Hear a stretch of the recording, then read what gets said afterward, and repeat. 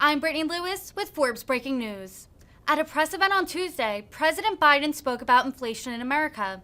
The president spoke about how inflation was his, quote, top domestic priority. Biden once again claimed Putin's invasion of Ukraine is responsible for much of inflation. The president slammed plans from Republican Senator Rick Scott during his remarks as well. Biden then took questions from the press, where he was asked if he takes responsibility for inflation. Take a listen here. But here's the good news. Because of the actions we've taken, America is in a stronger position to meet this challenge than just about any other country in the world. Some of the roots of the inflation are outside of our control, to state the obvious. But there are things we can do and we can address and we need to do. That starts with the Federal Reserve, which plays a primary role in fighting inflation in our country. I put forward a highly qualified nominees to lead that institution, and I strongly urge the Senate to confirm them without delay. The Fed has dual responsibilities. First is achieving maximum employment, and second is stable prices.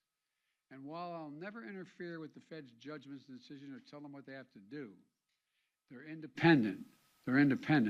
I believe that inflation is our top economic challenge right now, and I think they do too. We've built a strong economy with a strong job market. And I agree with what Chairman Powell said last week, that the number one threat is the strength, and that strength that we built is inflation. So the Fed should do its job, and it will do its job, I'm convinced, with that in mind. Now, as I said when I came to what Congress and the President can do to fight inflation, Americans have two potential paths forward. The first is my plan, the Democratic plan put forward by congressional Republicans is a second alternative. Here's how each of us would tackle inflation. My plan is to lower everyday costs for hardworking Americans, and lower the deficit by asking large corporations and the wealthiest Americans to not engage in price gouging and to pay their fair share in taxes. The Republican plan is to increase taxes on the middle-class families, let billionaires and large companies off the hook as they raise prices and reap profits at record amounts. And it's really that simple. But let me explain why this choice is so important. Let me start with the Putin price hike, high gas prices, and energy prices. My plan is already in motion.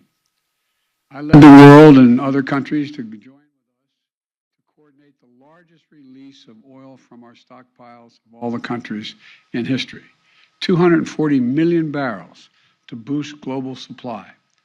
Here at home, U.S. oil and gas production is approaching record levels.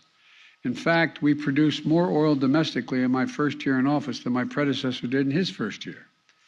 To further drive down prices, my administration is allowing the sale of gasoline using homegrown biofuels this summer, which wasn't allowed before.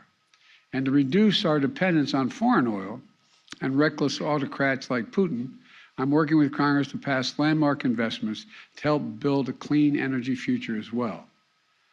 From tax credits for businesses to produce renewable energy, to tax credits for families to make their homes more energy efficient. I met with nearly a dozen CEOs of America's largest utility companies. And they, to a person, told me that, and including Southern Company, American Electric Power, and 10 others, they confirmed that if we pass the investments I'm talking about, we'll immediately lower families' utility bills by as much as $500 a year, according to their one estimate. That's by what they're going to make their homes more secure in terms of heat not getting out and air conditioning not escaping, because they have good insulation. Now, what's the congressional Republican plan with respect to energy? First of all, their plan is to give oil companies a free pass.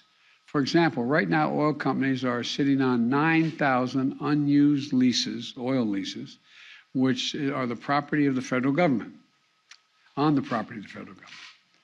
Under my plan, they would have to pay taxes, and if they don't use those leases to produce more oil, they just can't sit on it.